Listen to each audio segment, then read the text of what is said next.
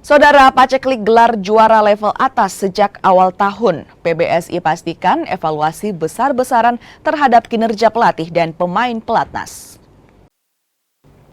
Pernyataan ini disampaikan Wakil Ketua Umum PBSI Taufik Hidayat menanggapi hasil buruk yang diperoleh atlet Indonesia di kejuaraan level 500, 750, dan Super 1000 BWF.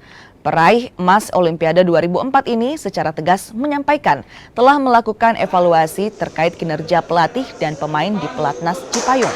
Bahkan sudah memberikan ultimatum kepada pelatih masing-masing sektor agar segera berbenah. PBSI tidak lagi ingin pengiriman pemain ke turnamen hanya untuk menjaga atau menaikkan peringkat, tetapi untuk meraih gelar juara. Sementara untuk pemain dalam waktu dekat, PBSI mengisyaratkan akan ada degradasi untuk pemain yang dianggap tidak berkembang dan tidak memenuhi target. Iya, harus diskusi kan kayak gimana, karena apa awal yang memang dijanjiin pelatih, pemain,